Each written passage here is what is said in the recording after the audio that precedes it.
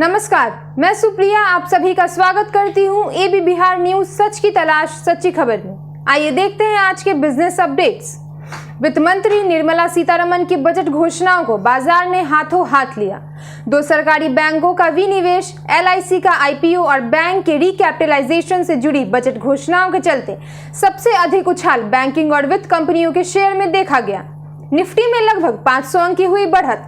Sensex की शुरुआत बढ़त के रुख के साथ हुई थी, लेकिन बजट घोषणाओं के बाद सेंसेक्स और निफ्टी दोनों में जबरदस्त उछाल देखा गया। आत्मनिर्भर भारत, कोरोना काल के बाद अर्थव्यवस्था को गति देने से जुड़ी घोषणाओं के चलते नेशनल स्टॉक एक्सचेंज का निफ्टी 459.30 अंक की बढ़त के साथ 14,093.90 अंक पर कारोबार कर रहा है। इसी तरह बॉम्बे स्टॉक एक्सचेंज के सेंसेक्स में भी 1664 अंक की बढ़त रही और यह 48,004.71 अंक के उच्च स्तर तक पहुंच गया।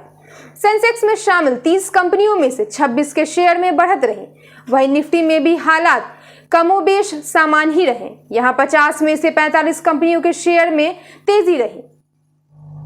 सेंसेक्स में शामिल इंडसइंड बैंक का शेयर सबसे अधिक लाभ में रहा।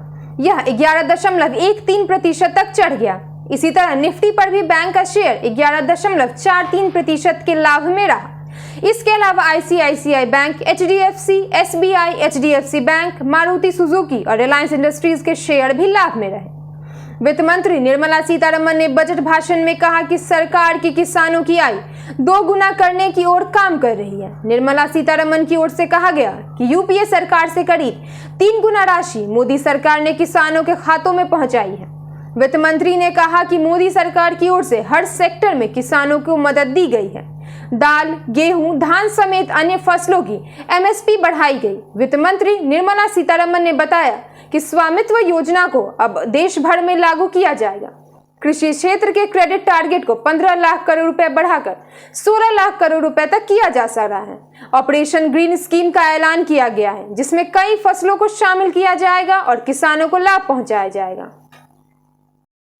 वित्त मंत्री निर्मला सीतारमण की ओर से कहा गया कि 5 फिशिंग हार्बर को आर्थिक गतिविधि के हब के रूप में तैयार किया जाएगा। तमिलनाडु में फिश लैंडिंग सेंटर का विकास किया जाएगा। अपने बजट प्रस्तावों में सोने और चांदी पर आयात शुल्क में भारी कटौती की घोषणा भी की गई है। सीतारमण ने सोने और चांदी पर आयात शुल्क में 5% की कटौती की है। फिलहाल सोने पर 12.5% आयात शुल्क चुकाना पड़ता है। इस तरह से अब सोने और चांदी पर सिर्फ 7.5% इंपोर्ट ड्यूटी चुकानी होगी।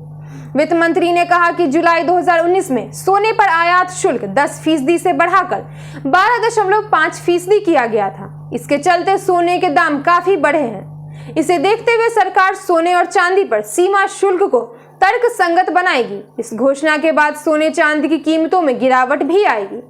भारत बड़े पैमाने पर सोने का आयात करता है। चीन के बाद भारत सोने का सबसे बड़ा खरीदार है।